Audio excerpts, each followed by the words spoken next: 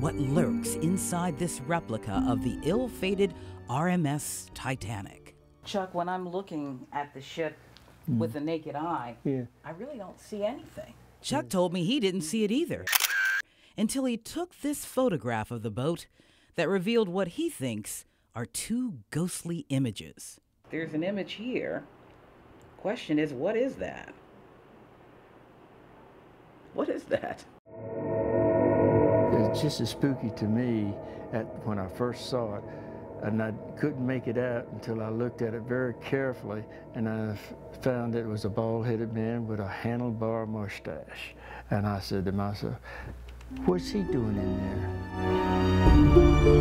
My brother says, your reflection. I said, there's no glass in it. It can't be my reflection. You're right, there is no glass in there. So what in the world did that camera pick up on?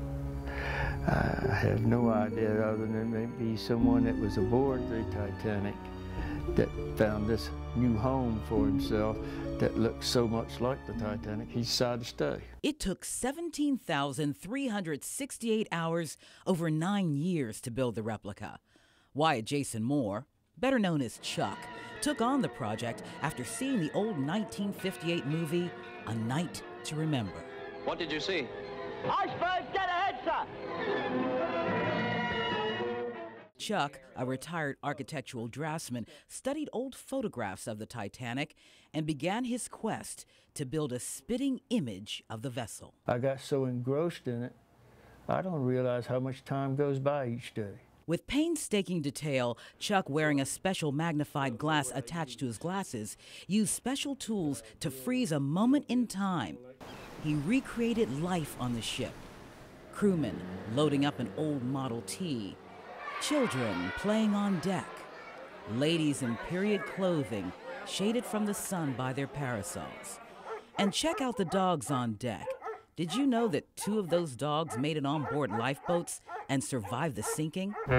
Chuck beams with pride over his attention to detail. You look inside as a hallway that goes into another room, and it winds and turns just like it does in the real Titanic. And remember that grand staircase aboard the ship?